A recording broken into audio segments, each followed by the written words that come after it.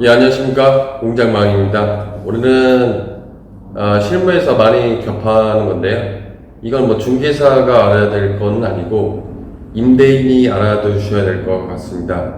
왜 그러냐면 제가 최근에 저도 그 공장을 한 6동을 임차를 하고 있는 임대인 입장에서 불량 세입자들이 많이 있습니다. 불량 세입자.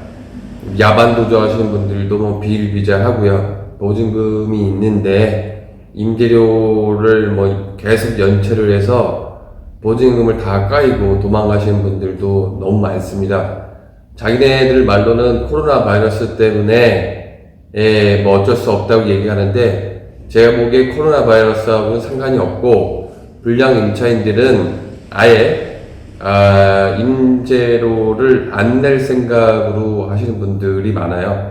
그래서 이번 편은 이런 것들 제가 겪었던 거 위주로 해서 뭐 짤막하게 하겠습니다. 뭐 이 영상을 듣고요. 뭐 임대인 사장님들 같은 경우에도 바로바로 적극적인 행사를 해서 저처럼 그렇게 또 피해가 없기를 바라겠습니다. 먼저 불량 세입자 같은 경우에 가장 큰 특징은 임대차 계약을 할 때 본인 명의로 계약을 안 한 경우가 많습니다.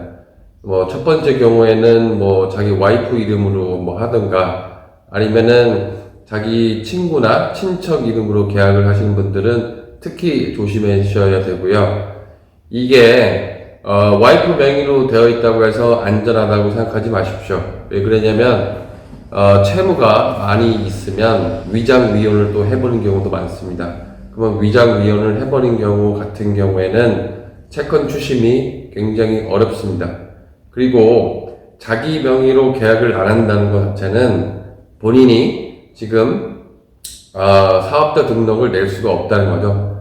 예, 채무 불량인 겁니다. 채무 불량이기 때문에 신용 불량자이기 때문에 사업자 등록증이 안 나와서 자기 와이프 명의로 한다든지 친척이나 친구 이름으로 한다는 거거든요.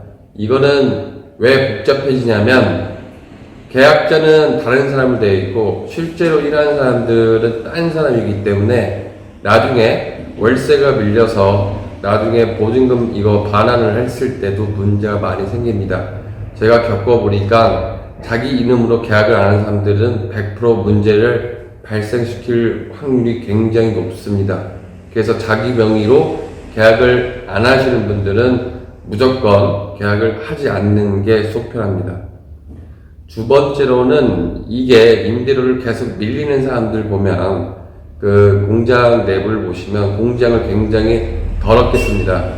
네. 왜냐하면 그분들 같은 경우에는 자기 공장이 아니고 그냥 임대 공장이기 때문에 한 2년만 막 쓰다가 뭐 나간다, 뭐 딴 데 가지, 아니면 뭐 내가 돈을 벌어서 공장을 사겠다 이런 분들 마인드가 있어서 자기 공장이 아니다 생각을 하셔서 굉장히 더럽고요.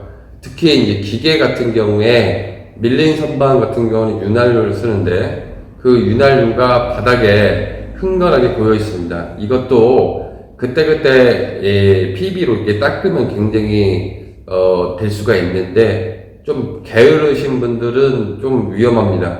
예, 그 벽면 상태도 한번 보시고, 예, 게으르다고 판단되시는 분들의 제일 기준은 공장이 굉장히 더럽습니다. 이런 분들 조금 조심하시고요. 그리고 사실적으로 보통 계약서를 쓸 때 보증금을, 예를 들어서 임대료가 100이면 보증금을 보통은 1000을 받습니다. 근데 많이 해본 결과 임대료가 100이면 사실 보증금은 1500이나 2000을 받는 게 맞는 겁니다. 예를 들어서 1.5배나 2배. 그러니까 임대료의 1.5배, 최소 1.5배에서 많게는 2배 정도는 받으셔야 됩니다. 왜냐하면 자본력이 약하다는 거를 좀 걸러내는 하나의 필터링도 되고요. 그리고 사실 6개월 정도는 임대료를 잘 내다가 군데군데 임대료를 좀 빠지거든요. 빠지고 이러면은 임차인이 이게 계속 임대료를 연체를 해버리면 그때는 이제 명도소송이 들어가야 되거든요. 명도소송이 들어가려면 명도소송은 뭐 한 6개월 정도 걸리고요. 그러면 6개월 정도 임대를 못 받습니다. 왜냐하면 내용 증명이 보내기 때문에 임차인이 기분이 상해서 보통은 임대를 잘 안 내요. 예, 그런 것도 있고, 그리고 보통 전기를 많이 쓰시는 분들 같은 경우에는 약 30kg씩 뭐 쓰시는 분들, 50개씩 쓰시는 분들은 한 달 전기료가 약 40만원에서 뭐 많게는 50만원까지도 갑니다. 요 전기 같은 경우에는 어떤 문제가 발생되냐면 명도소행이 쭉 진행되다가 나중에 자기가 이제 꼭 나가야 될 것 같은 그런 불리한 입장을 이제 판단이 되면 이제 한 6개월 전부터 전기를 안 냅니다. 전기료를. 보통 4개월에서 5개월 정도 계속 미납 상태거든요. 처음에 계약서를 쓸 때는 전기 사용자 명의 변경을 해서 쓰시라고 하지만 귀찮다라는 이유로 들어서 보통은 명의 변경을 안 합니다. 그러면 한전이 3개월에서 4개월 정도 전기료가 막 120만원씩, 130만원씩 연체가 되면 전기를 이제 단전되거든요. 그러면 이제 그때쯤 해서 이제 세입자가 야반 도주를 합니다.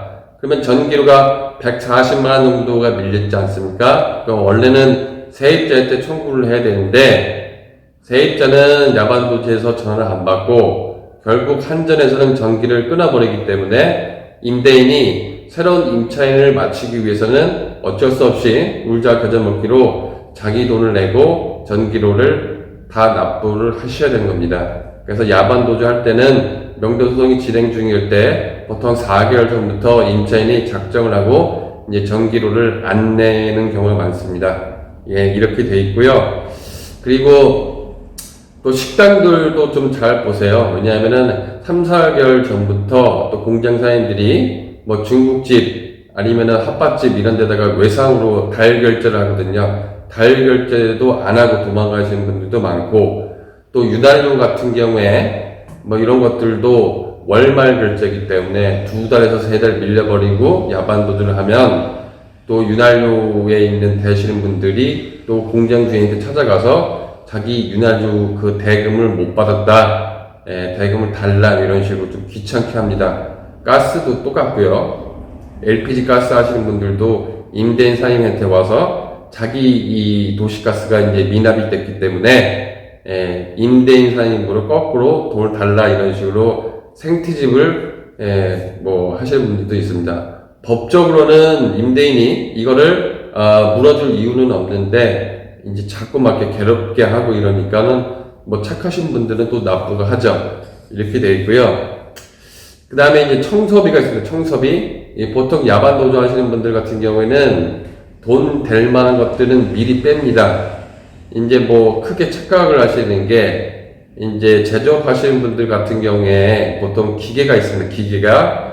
기계가 뭐 자기 말로는 이게 한 대당 1억씩 해서 총 6대가 있다. 걱정하지 말아라 얘기하는데 기계가 6억, 그러니까 뭐 6대면은 6억이 맞죠. 6억이 맞는데 사실 그거는 자동차 렌탈하듯이 그 기계도 렌탈을 해서 쓰는 겁니다.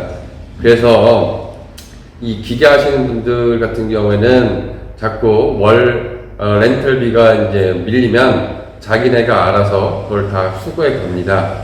그리고서 이제 돈 될 만한 것들은 야반 도주 하기 한 달 전부터 슬금슬금 다 빼버리고요. 그리고 이제 마지막에 야반 도주 하고 나서 보시면 각종 쓰레기가 많이 너저분해지고 있습니다. 보통 쓰레기 같은 경우에 이 공업용 쓰레기가 돈이 많이 들어가거든요. 뭐 페인트라든지 신나, 에폭시 뭐 이런 것들도 돈이 많이 들어가고 폐윤활유 같은 경우에는 이게 지정 폐기물이기 때문에 톤당 해가지고 한 드라마통 보통 한 200kg 되는데 한 2톤 되거든요. 200kg면은 보통 톤당 해서 한 95,000원 정도 납부를 해야 됩니다. 그러면 한 7통이 만약에 남아있다고 치면 이 폐윤활유 수거 비용만 해도 제가 보기에 한 70만원을 훌쩍 넘습니다. 예, 그렇게 돼 있어요. 그리고 윤활유 하시는 분들이 만약에 바닥 상태나 이런 것을 더럽게 쓰거나 파손을 시키고 가보시면은 그러면 에폭시를 또 다시 칠해야 되거든요. 그러면 이 에폭시 같은 경우에는 뭐냐면 바닥에 움푹움푹 파이면 퍼팅을 하거나 아니면 바닥을 다시 갈아내야 됩니다. 이거는 별도의 비용이 들어가는 거고요. 에폭시는 보통 하도를 한번 칠하고 중도, 그 다음에 상도 이런 식으로 갑니다. 근데 하도 같은 경우는 깡통 하나당 57,000원 정도 되고요. 에폭시 같은 경우에 상도 같은 경우는 75,000원씩 갑니다. 그러면 60평 기준으로 해서 계산을 해버리면은 보통 재료값만 해도 한 70만원 돈 들어가는 거거든요. 70만원에 인건비가 또 따로 별도로 들어가기 때문에 그렇게 되어 있습니다. 그리고 야반 도주 하시는 분들이 내부 사무실, 이제 뭐 판넬을 OT자로 해서 사무실 만드는데 이게 보통 12평 정도 되면 이것도 철거 비용이 또 만만치 않게 들어갑니다. 이것도 사람 한 2명에서 3명 쓰셔가지고 용접으로 지져가지고 다 뜯어내야 되거든요. 요것도 철거 비용도 만만치 않게 들어갑니다. 제가 보기에 한 40에서 50만 원 정도 들어가요. 그래서 예를 들어서 야반도주 할 거다라고 아예 작정을 하고 6개월 전부터 해버리면 아까도 얘기했듯이 명도소송 기간에는 임대료를 못 받고 그 다음에 명도소송 들어가기 전에도 임대료를 계속 밀리지 않습니까? 그럼 보통 한 9개월치 정도 임대료가 밀린 겁니다. 그러면은 예를 들어서 천에 예를 들어서 보증금이 100만원짜리 임대 사장님 같은 경우에는 벌써 그 전에 3개월치 밀렸기 때문에 300. 근데 명도소송 그 기간 6개월 동안은 또 임대료도 안 내지 않습니까? 그럼 총 9개월. 그러면은 벌써 그것만 해도 900만원이 까이는 겁니다. 900만원이 까이죠. 거기에 전기 같은 경우에 3개월에서 4개월 정도 미납이 되면 그것도 한 150만원이 까이는 겁니다. 150만원이 까이고, 그 다음에 청소비, 그 폐기물 값이 또한 돈백 나오고요. 그 다음에 에폭시 칠하는데 또 150에서 200 들어갑니다. 그리고 내부에 있는 판넬 사무실도 또 철거하는데 40에서 50이 들어가는 거거든요.